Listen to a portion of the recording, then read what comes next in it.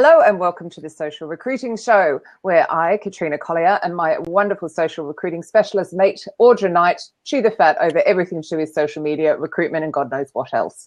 Today, we're very excited to be joined by Sutton, who is a digital native. I have no clue what that is because I'm far too old, but I'm very interested to hear what he has to say about employer branding.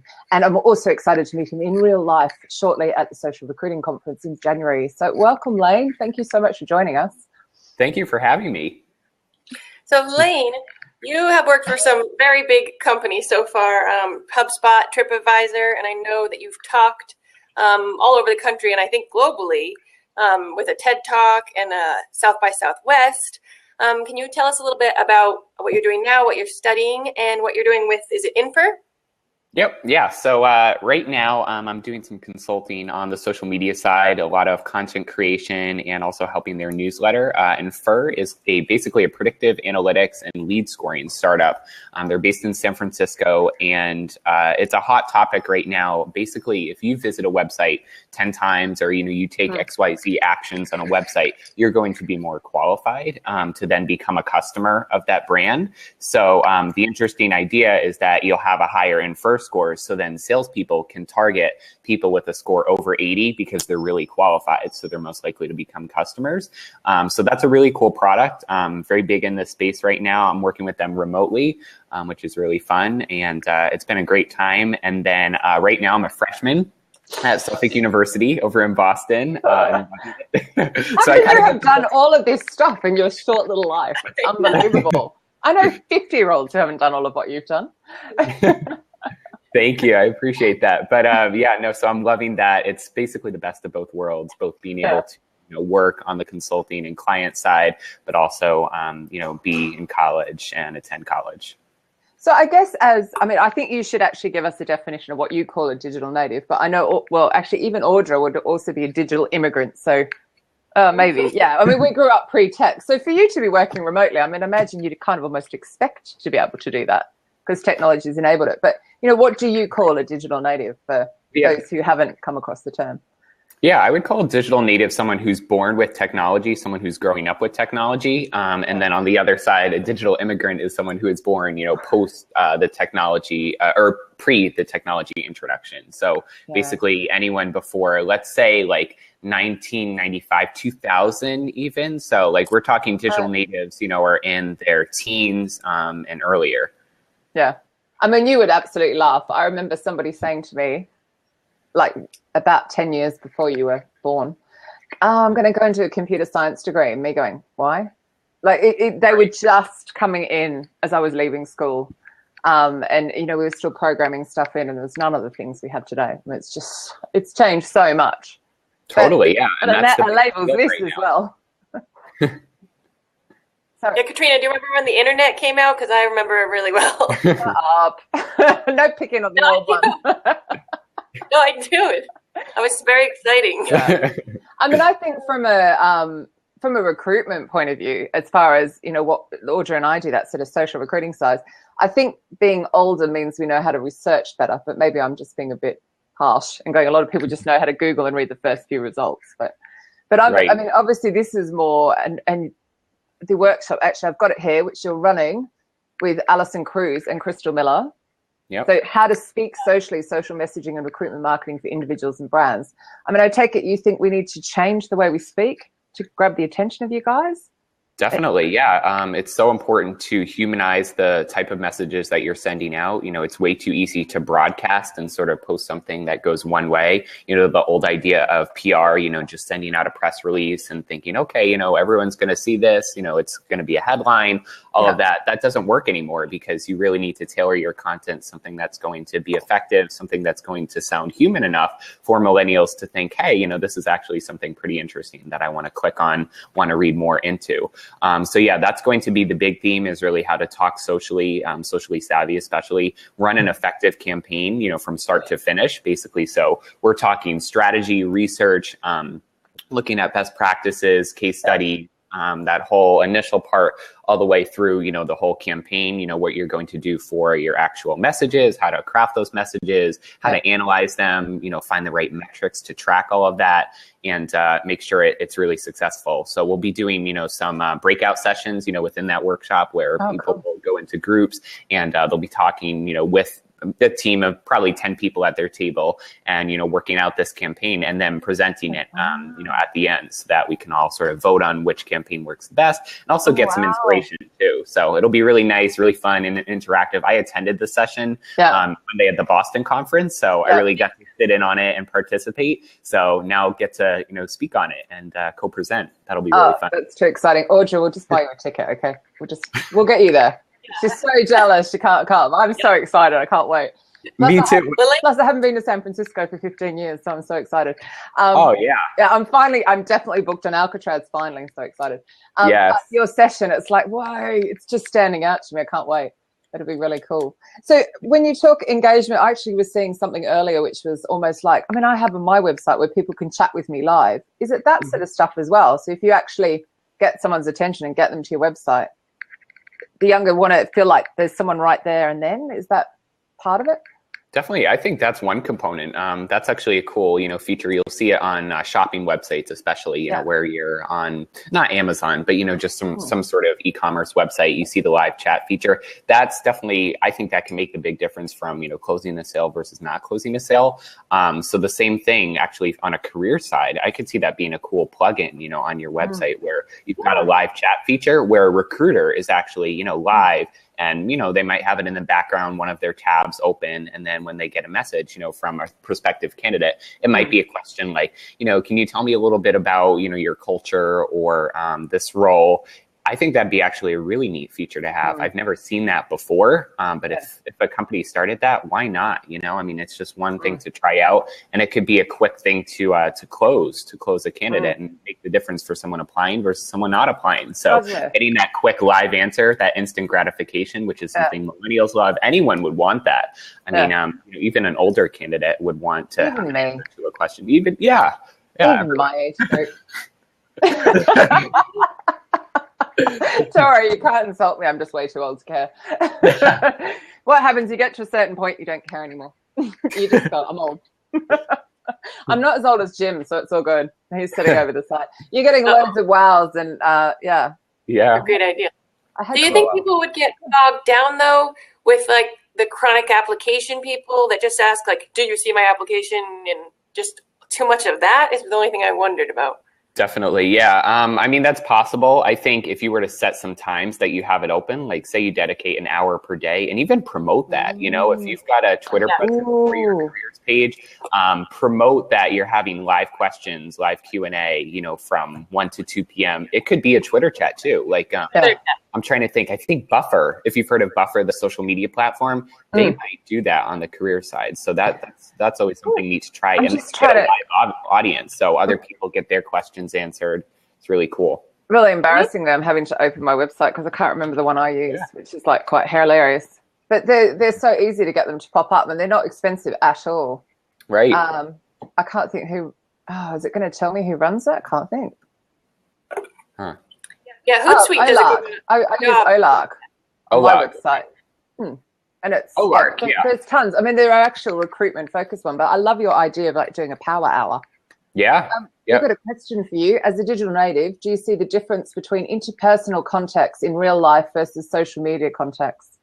Yeah. So I'm actually just writing an essay on this. It's my final essay for English class of all places. And my topic is digital addiction. So it's basically my TED Talk, but much longer, much more explanatory and in-depth about, communication, how that shifted, human relationships, all of that. So personally, I do see the difference. It's super easy to have, social media contacts, people who you talk to once in a while and everything. But when it comes to real life, when you go to a tweet up, when you go to one of these conferences and you meet the people you tweet, I think that brings the whole like human element to the experience. It's very different. I remember meeting like Stacey Zapar in person where we had just connected on social. We were talking on the phone.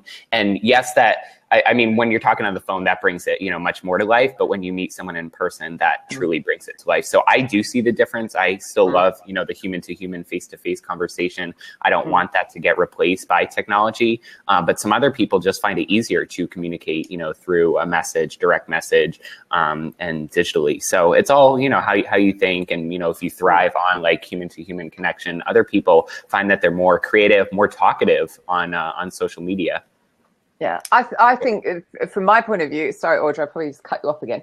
I've got friends all around the world, and that my ability to just share a photo or share something there and then that they can then engage with when they're awake, it saves a lot of time for me. But I'm in complete agreement with you. So when I was at SourceCon, I met lots of people that I've tweeted with. They're all coming up and they're hugging me and saying hello. And it was just like, oh, my God, because I've been tweeting and interacting with these people for so long, which I also found cool as well. What about you, Audra? Do you use it that way? I missed the question. About how do you think of it as social media? As far as, is it a way to keep in touch with people with ease, or do you prefer the real life?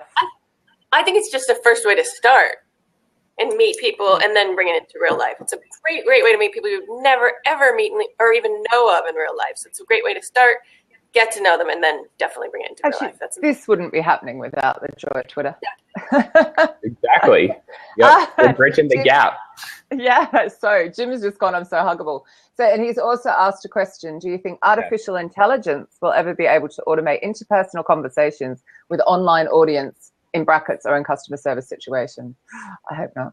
Yeah, I hope not too. But I do think it's possible. Definitely, like if you look at IBM Watson, the whole robot that they've created, that robot, I'm sure it could, be the future of conversations and automating, a brand's social media presence, especially, or even customer service situations. Totally. I think that's really possible, but it would have to be like either standardized messages or, easy to respond to messages. Which is the difficult part. So I don't think it'd be super effective, and people would be able to tell too, it's just not the same. Of course, this robot or whatever it is, could say hi, first name, they'd have a template set up for it. And then, happy to help. Can you send us a direct message? It might be simple like that, where, it's just an automation that's going out. And I want to say that already exists too, something like a simple standardized message that can go out and initiate a conversation and then take it to the next level with a human rep or an agent. To me, it does already exist when you ring in and you have to select 16 options to get through to a human being. Right. And it's been pissing me off since before you were born. So I really can't see it ever happening, but I'm more praying it doesn't happen. Totally. What's he written down here? Oh, God. Jim's off on one down there. I don't know what he's talking about. That looks like it's aimed at you. It's a very, very good movie. What are they talking about? 2001. Oh. Okay. Fantastic.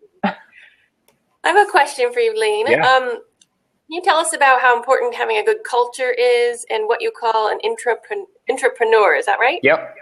Yeah. So I would define a good culture being a combination of definitely not just, snacks, free food, perks, benefits. Millennials want way more than that. Obviously, tech companies are promoting that a ton just because it's one more thing, to keep employees, in their environment and in the office within those walls. But actually, that's also reducing creativity a little bit because, it's important to get fresh air, step outside a little bit.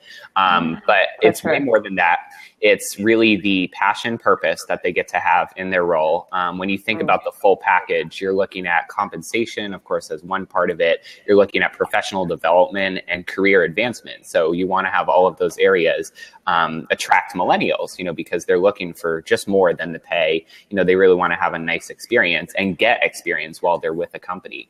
So as far as that culture, again, you want to attract with the qualities being like transparency, autonomy, having remarkable employees there. You really want to paint the full picture, that they'll get a great experience, working with smart people, working with a great product and, all of that. So it's really not just, the benefits that you get out of it, but more of the like personal growth benefits. As far as being an entrepreneur, that's basically when you can feel like an entrepreneur within a company, within a corporation. Sorry, just keep going on the side. What is that? I don't know. I think I It looks just like a discovered gift. how to put a gift though. I didn't even know you could. Oh my God, technology. Jesus. Yeah. We oldies, we can't cope with stuff like that. I want to know how we did that now. Oh my God. Yeah, I have right? gift envy. Yeah.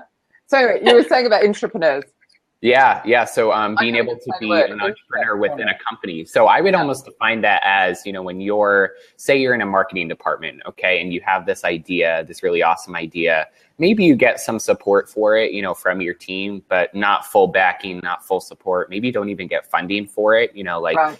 You say, okay, let's run an ad campaign. And the company's just like, we don't have the budget for it. That would be a step where you go do it yourself, or you go, create the strategy, create the messages, go do the research, do all of that, and then present it at the end and say, look, I really think this would work. And then take that entrepreneurial instinct to, be proactive, not reactive, and try to solve a problem that definitely exists that you just may not have that full support for. But that's always a cool thing when you can be an entrepreneur in a company. And typically that's more within like a startup or, a smaller company. Like you wouldn't find that in, a large 10,000 plus company. You might find it in like Google, where you can sort of take a side project, or, a tech company where you're given the freedom to work on a side project. It might even be a hackathon, where you run your project for 24 hours and then present it. This reminds me of the tweet exchange that we were having, Audra, with Celinda Appleby from Cisco. And I was saying to her, I'm unemployable. And she wasn't understanding what I was getting at, which is because I've now been on my own as an entrepreneur for 6 years. I don't think I could work within a company. But as you're saying, it's almost like the companies need to shift their attitude, particularly the large companies, to take advantage of the fact that the digital natives are wanting to be entrepreneurial. They are want to sort of try things out on the side. Definitely. But you're saying it is on the side. It's not necessarily they're saying their full-time job. Right. Yeah. It might be on the side, and it might be, within like a project on the backlog or something. But what I'll see sometimes is innovation labs. If you've heard of, some companies starting those, Johnson & Johnson has one. A lot of tech companies have them. Even, large consumer brands like Procter & Gamble, I'm sure, has an innovation lab. That would be a place that sort of attracts like entrepreneur type of qualities, where you're able to, run a project, do a prototype, or even like Constant Contact. They have a social media, what's it called? A small business lab, innovation lab, something like that, where they're welcoming some startups in to, work within that company, not work within the company itself, but like this innovation lab is sort of separate in separate walls a little bit, but they get the support from Constant Contact employees. So that's a really neat opportunity as well.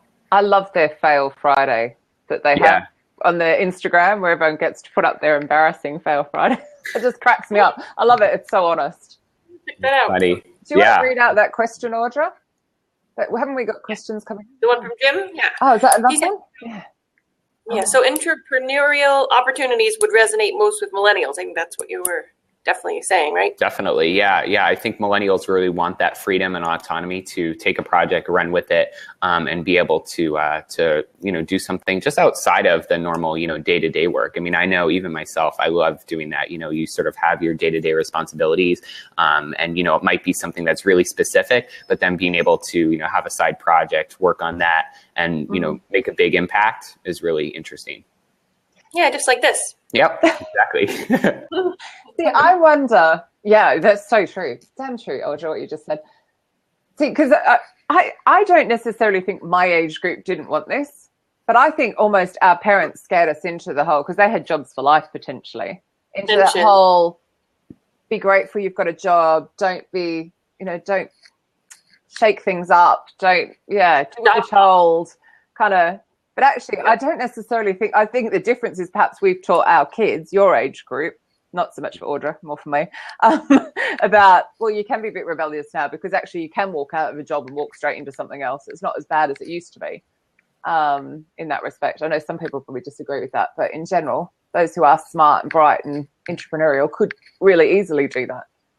Job hopping was like a horrible thing, and now it's like expected every 3 years or so, right? Yeah, definitely. I mean, especially with like internships, being, whether it's 2 months, 3 months, or even 6 months for a co-op type of role at a time, there's way more job hopping. Obviously, I think 2 years is now sort of the time where millennials as a generation are sort of hopping to another brand. And they're going to do that, for a variety of reasons. Specifically, typically it'd probably be, that either a company's growing too big, say they want to work in a startup environment, and a company's growing too large, the politics, all of the, corporate mentality that's coming into play.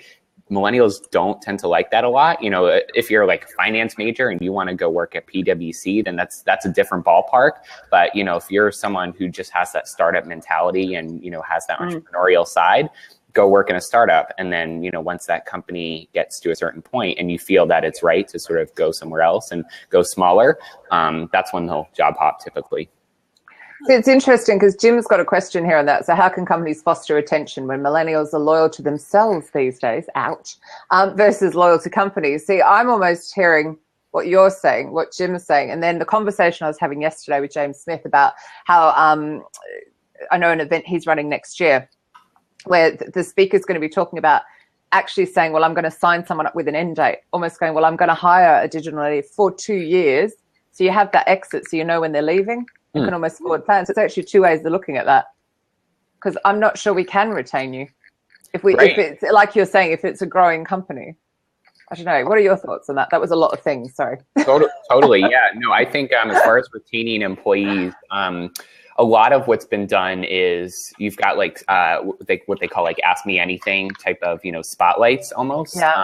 So for instance, at HubSpot, while I was there, obviously they do a lot to try to create a great culture, being a tech brand and also, sort of still having that startup mentality, from an early age. So they had these spotlights that were once a month with executives. So typically there were 2 or 3 executives. It was hosted by the head of PR within the company.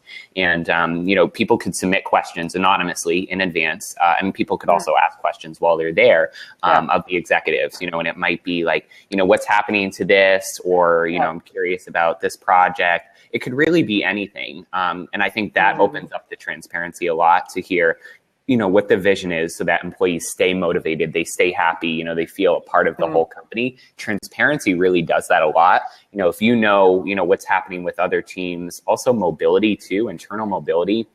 So big. Companies promote this really well. They do a great job promoting. They don't do it. Exactly. So I've heard of companies, saying, oh, you can do internal mobility, but it takes a year to switch from one role to another because, you need to start the process initially. You need to, let your hiring manager know. You need to let the other team know. It's too much of an ugly process. Whereas if you want to switch, that needs to happen pretty fast or you lose that employee.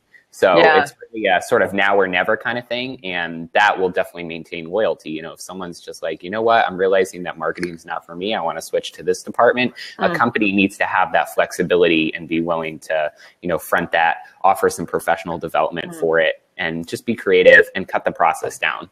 It's whether they can afford that development, right? Yeah, definitely. So sometimes it's, well, actually, look, I'd love to switch out of marketing into engineering, but you know what? You don't have the qualifications and we can't afford to train you. So right. I mean, that's see both sides kind of thing. Like if you don't have the skills for it, but if you like majored in engineering in college and, you're doing a little bit of marketing now and you want to switch or even do like a side project there just to like develop your chops and, help the company in whatever way you can because you want to, because you're interested. Why not? Yeah. Did you get that where you are, Audra? Yeah, definitely. I have another question about job descriptions. How do you make those attractive to millennials? Totally. So yeah, job descriptions are way too like templated and formulaic, definitely, where of course you start off with that verb, like we'll do this, X, Y, Z.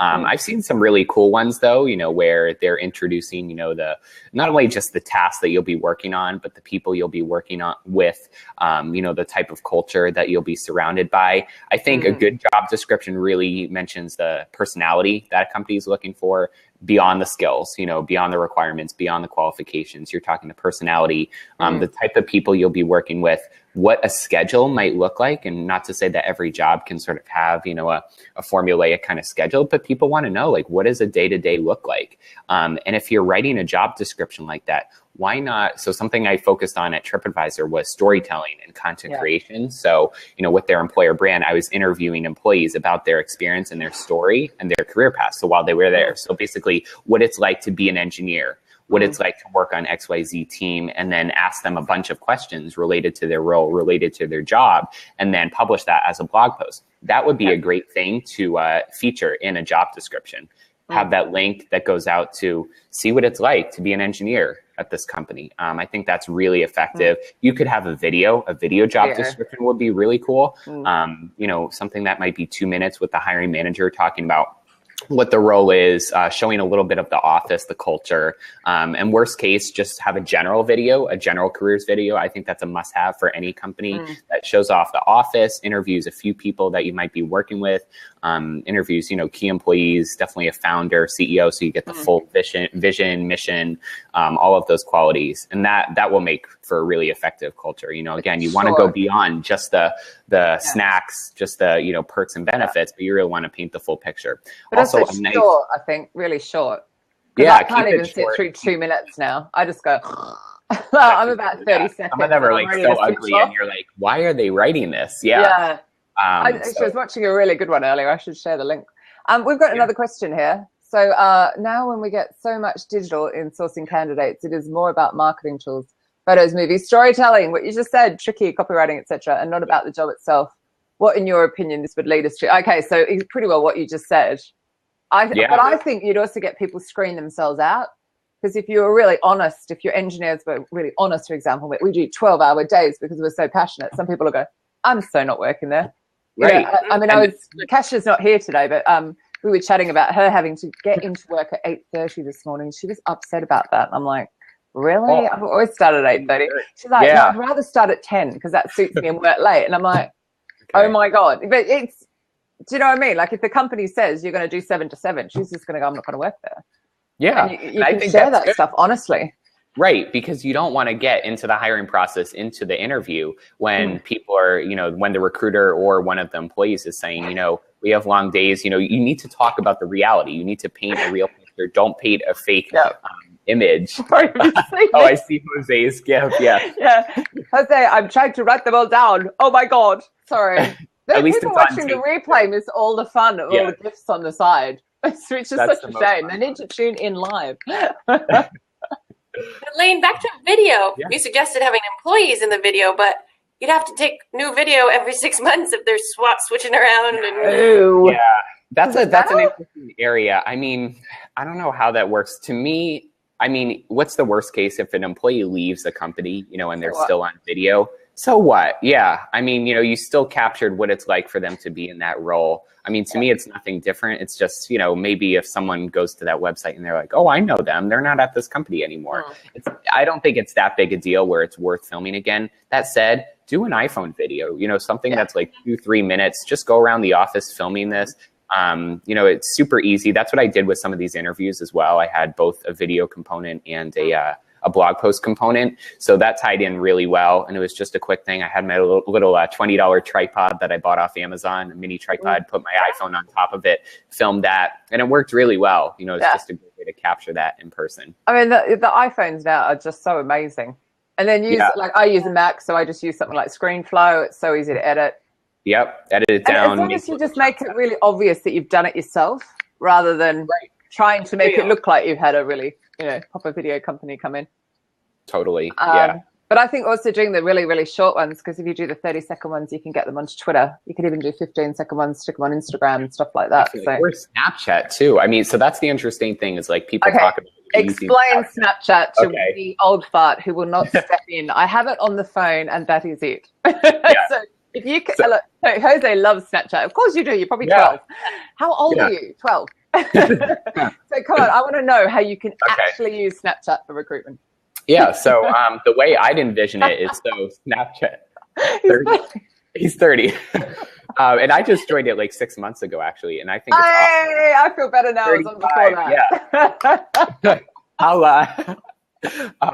So Snapchat, the way I would see it is they have a story component, which is basically, you know, where you can take a video and it's within 10 seconds that, you know, this can go out to all of your followers and your friends on Snapchat. And everyone can see that, who you're friends with. So you don't even have to send it to a person. It also doesn't expire right away. It expires within 24 hours. So you could take quick 10-second videos of your culture, of your environment. It could even be that candidates send you in a 10-second like teaser about themselves. I think that's really cool if you were to ask candidates for a first impression, if they're on Snapchat, you know, or even have that as a bonus, you know, brownie points kind of thing. Have them send in a 10-second video of themselves saying, you know, this is me, this is what I do, or this is, you know, an answer to a question that you have. I think that's a really creative way to, you know, just have someone send something in, get to know them visually. And you never know where that can go. I mean, at least it's not on file, so that's the bad part about it. But it's just a quick thing, another way to engage millennials where they already are. Yeah, so it's all right for millennials. So we oldies will be like, well, if I do that and they see what I look like, they're going to rule me out because I'm old. So a lot of people are like that with video interviews. Yeah. Some people shy away. The older generation than me, by the way, but I've heard it a lot, and I'm just like, oh, don't be silly. Because I think they could rule you out in person as well. But What do you think of video interviews, Lane? I mean, I think they're effective. It's a good way for a recruiter to, so, you know, if they're really interested in someone and they want to see, you know, their whole personality, you know, put a visual to it and everything. I think that's a nice way to sort of share it with hiring managers as a supplement to, you know, the cover letter and the formal resume, all of that, because you get to know that candidate a little bit better. Personally, as an applicant, I find it a little bit time consuming. I haven't had to do them, but, you know, I've seen companies that have done them.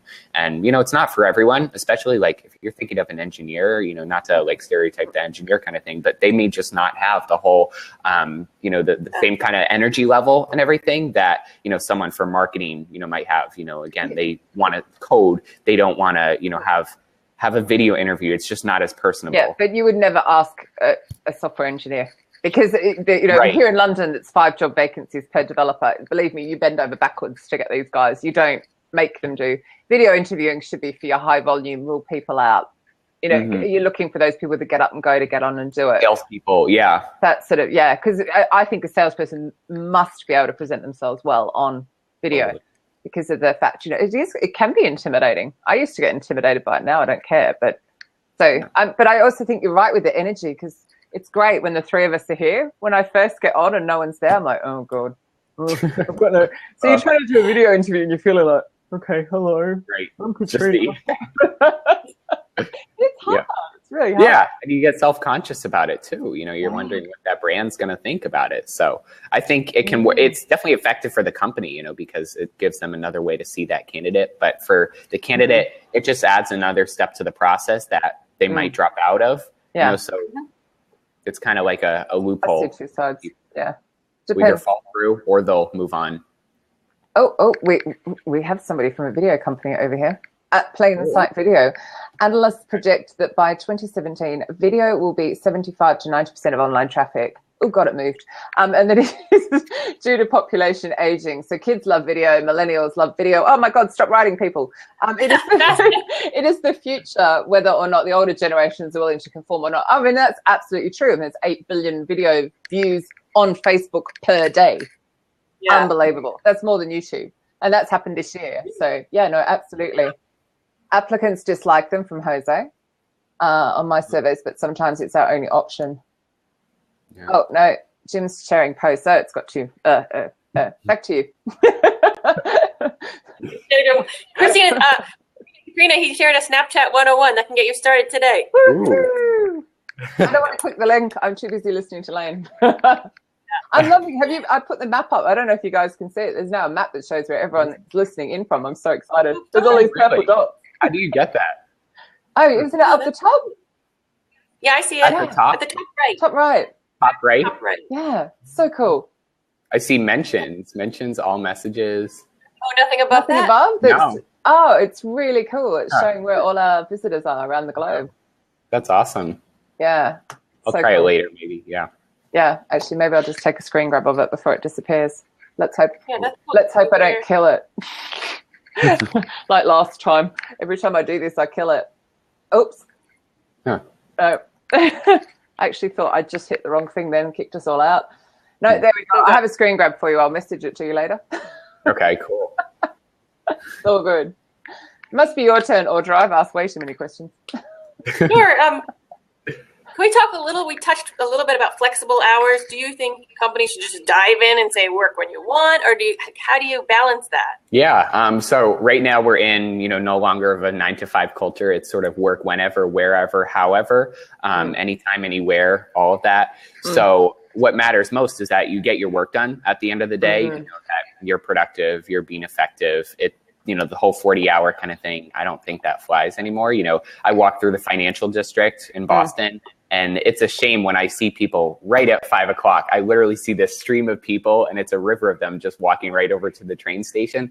I'm like, what are you doing? Like, why are you working at a company that's just straight 9 to 5, where you literally pick yourself up out of your chair at 5 o'clock? You're like, okay, I'm done. Like, how does that fly anymore? I don't get it. So that's just absolutely crazy. I think flex time is totally something that should happen at all companies. You should be able to work remote when you need it. There are some companies that are all remote. If you look at Buffer again, there's such a great example. Buffer, all of their employees are remote. They're scattered across the globe. I worked at Sprinkler, which is a social media management software company for enterprise brands, and I was remote for them. Granted, I was a consultant and contractor for them, but a lot of their employees are they're scattered across the globe, sprinkled across the globe. So that's a really cool thing as well, because at the end of the day, again, you get your work done, you're productive. I think that's what matters most to companies. So, but do you get your work done, or do you just eat a lot? I think it's a mix. It really. I'm going to answer that right after you, Lane. Okay. I think it really depends. I mean, again, like for a stay-at-home mom, I can see that being really effective instead of like taking the time off, taking a whole leave, if you're able to just do your work at home. It depends on the right kind of person. And I think the company could tell that. So, when you're having conference calls, when you're having, check-ins, with your manager, with your team, and also just staying connected on Slack, on HipChat, instant message, email, like there's so many ways to stay connected that I think you're still able to maintain that. And also if you're showing that you're offline, like, for an all day, or, you're showing that you're offline for a while, people will start to speculate, or they'll start to think like, where are they? Yeah. So it's common sense as well. So I've been working as an old fart. I've been working remotely for 6 years.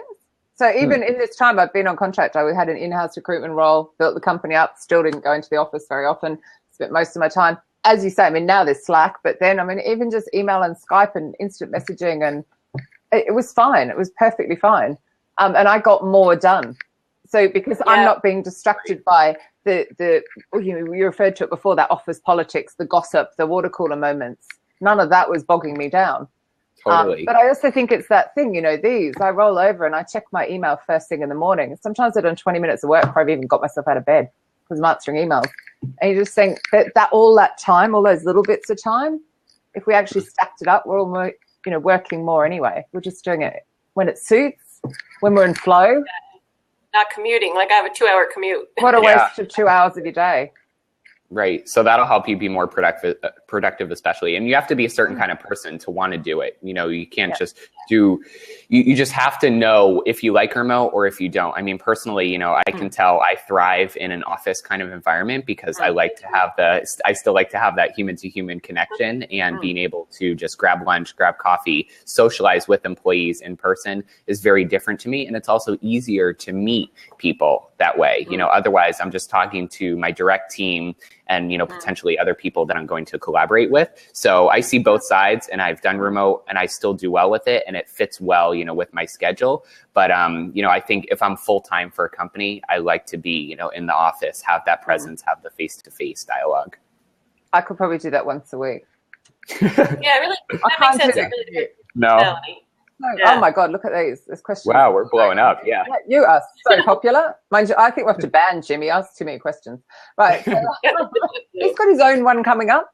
Right. So would perks that help enable their employees to be more virtual be attractive to millennials? For example, a monthly expense for Wi-Fi, cell phones, 3D printer. I could just imagine what he would print. Virtual office to meet clients if applicable, Starbucks account, and so on. Starbucks, I'm sorry, here, Cafe Nero, okay? I need to educate him on coffee. What do you think? I think that's quite clever, actually. That is actually clever. I've never heard of that before. I've totally heard of, the whole Wi-Fi, like that. reimbursement, a few perks like that. Virtual but that's perks. Virtual. But that's like on the sales side, especially. So yeah. I don't know. I think for an engineer, that could be effective. Get them out of the house for, a little bit of time, go grab their coffee, whatever. It's worth a try. Anybody, because I mean, we're in the recruitment space, and I can assure you, an in-house recruiter working out of the office, it's so much easier because you can have all of those confidential conversations without being heard by everybody. Totally. Margaret's got a question here. I understand this need for flexibility, but it's a matter of self-motivation, which does not seem to get better. What would your advice to managers be to keep your team productive? I personally think don't micromanage, but I'm just jumping in. Definitely, yeah. You have to be able to like rally your team together, whether it's through a weekly stand-up that you're having, like a stand-up kind of call, to go over 15 minutes. Each person on the team does a rundown of what they're working on, what they're doing, what they need help with. I've called that Scrum in the past. If you've ever heard of the topic of Scrum, productivity, basically agile working, agile management, having great project management tools. Asana is a great task tracking tool. I thought you meant an actual sauna. See, I'm so digital immigrant. I was picturing timber, steam. Yeah, right. Whiteboard, something. Yeah. No, timber. No. I'll Google sauna. Right. So just like staying productive across all of those tools, I think is really helpful, really useful. So you have to be a certain kind of manager to be able to do that and everything. But I think it's really effective if you can have that personality as a manager and rally your team, have a check-in, have a stand-up, have that productivity and tracking tools, then you'll be good to go. There's some really interesting stuff going on the side here, Audra. I don't know if you've seen some of it. I've seen there's so much, it's hard to focus. Surfing lessons going on down here. But didn't I'm sure there was a comment about absolutely. At Reagan Hill, Houston companies are very anti-work from home remote. Isn't that funny? I know somebody that works remotely from Houston all the time. But I wonder why that is. Do you think, is it an older thing, Reagan? You have to I'm curious to know if it's older managers and that controlling as well. Be interesting to know. Oh God. And also the industry that they're in too. Like if they're in financial, that'd be very different from a tech company that wants to keep up with remote. Okay. So B2B, oil and gas. Yeah. Well, that makes sense, doesn't it? Yeah. Yeah. Whereas this is in a media company. So. I mean, I think if you could make a case for it and explain to your company, look, I need this flexibility for XYZ reasons, if you're a stay-at-home mom or something, and then come with the idea that, you might not be able to stay working for that company because it just, you need that flexibility. Could I just, to be PC, the stay-at-home dads, there are stay-at-home dads, moms. There are people who just don't want to go into the office. Totally. I probably wouldn't say that to I'm a third parent who does not want to go into the office, quite simply. But I would negotiate that in. I mean, if I was actually to be employable, which I'm completely not, I would just be negotiating it. See, I'm actually a digital native stroke millennial. So I'm glad we haven't used that word yet. Speaking of millennials, do you think that's just an age or is it a mindset? Because I think Katrina and I think like millennials. Yeah, I think it's both. Like the millennial generation both gets a bad rap, and people, will complain easily about all the narcissism, all of those negative qualities and everything, but there's so many positive qualities. So I do think it's a mindset. The mindset being, the type of communication that you're having, how connected you are, all of that. To me, anyone can still be like millennial at heart, or you're just in the millennial generation and you're growing up as a digital native with technology, being born with that.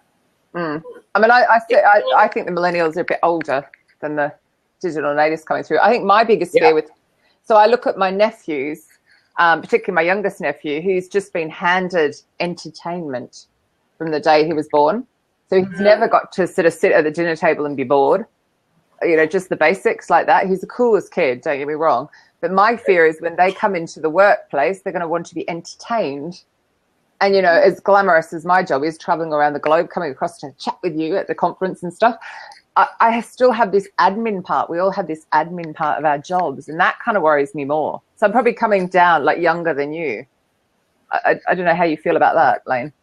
Right. So being As able I to insult a whole load of people. That has a lot to do with your TED Talk, I think. Sorry? yeah. Yeah, what you just said has a lot to do with his TED Talk. You should watch it. Right. Yeah. Or I'm Lane playing dance. social. Yeah, so I think that I don't think that millennials or even digital natives would have to be entertained sort of in a corporate environment. I think you need to like paint a realistic picture for what it's like to work in an environment like that. Mm-hmm. I think having like what do they call it? Like bring your son or daughter to work day, all of that. That's really effective so that kids can see what it's like to work. I think if you're bringing your son or daughter to Google, that's going to be a very different picture than like bringing your son or daughter to a PwC or just a very different kind of industry or company. So a kid who sees Google is going to be like, yeah, I want to work there. Heck yeah. Oh my God, they got beanbags. Yeah, and video games like all day long. So all of these perks. But I definitely think that digital natives and millennials, can still work just as hard, if not even harder, because they have that motivation, they have that drive, they want to do well, advance their career. So I definitely think it goes both ways. Yeah. Yeah, I like your thinking. Probably a bit more openness there. Right. So we're coming close to running out of time. Have you got any more questions, Audra? Well, I just want to hear about what you think might be your future, Lane. Do you think more marketing, more recruitment? Oh my God. Or something totally different? Yeah. We'll climb to Everest by the end of the year. Yeah. No, he's already done that twice. Yeah. I don't know. I'd be way too scared of that. Really? Yeah, I think so. I just went up in a helicopter ride the other day in New York. I saw your feet and just... Oh, you did? Yeah. I went like that. I was like, it was a little bit high. But so as for what's next, I've definitely found a nice niche in like employer branding and social recruiting because I'm able to bring that marketing perspective, as a digital native millennial, something that companies really want to attract. So, I enjoy working in that space and also on the marketing side. Like right now, I've sort of gone back and forth a little bit, wherever a company needs help, whether it's social media, inbound marketing, which has been a lot of my focus, lead generation. And that same stuff applies to social recruiting and employer branding, content creation, storytelling, social media, lead generation, candidate generation, all of that. So it really relates well to each other. And then more public speaking, hopefully, too. Definitely. Yes. Okay, one last. When you own Google, will you hire me? Totally. Call me. Here's my number. Yeah. You can't hire me. I'm unemployable. Yeah. You can hire me. No, but I think you've created a really good niche there, and I think you're solving a pain point, and that's why it works. So it's no wonder the doors are just flying. Jim's written, "Call me maybe." But no wonder the doors are flying open for you. But I mean, thank you so much. The comments down the side are all wow. God, I've got so much out of that. So thank you. That's awesome. Thank you, everyone. Who's next, Audra? Oh, my friend. I wanted to mention his website. It's lanesutton.com. Is that correct? Yep, that's it. And reach out to him for speaking opportunities and also find him on LinkedIn. And if people want to tweet with you, it's at Lane Sutton, isn't it? You're very Sutton, sensible. Yep. It's a really easy one. Personal branding. Yeah. Yeah, I made that mistake. I needed a millennial. Me too. I needed a Lane back. Yeah, right. Yeah. Well, you probably were still like way into school when I was doing that. So next, we're actually, because obviously this time next week, unbelievably, is Christmas. You wouldn't think so in London. It is so warm. But so therefore we are on the 23rd, aren't we? Instead of the 25th, aren't we, Audra? With Sarah Duxbury, Head of People at Fletcher Solicitors. And she's going to be talking about social media and the legal sector and how it doesn't need to clash. So that's going to be quite exciting. So that's at 3 p.m. on Wednesday. And that's 10 a.m. for you. Is that right, Audra? Yep. Yes. I keep forgetting the time difference. It's late in my day. But anyway, thank you so much again, Lane. Thank you. Thanks for having me. Awesome. Yeah, I can't wait to meet you in real life. Woo-hoo. Same. I'm pumped. There will be a hug. You stand warned. I definitely a hug. 1 month and 1 week. Here we go. Yay. Bye. Bye. Bye. Thank you.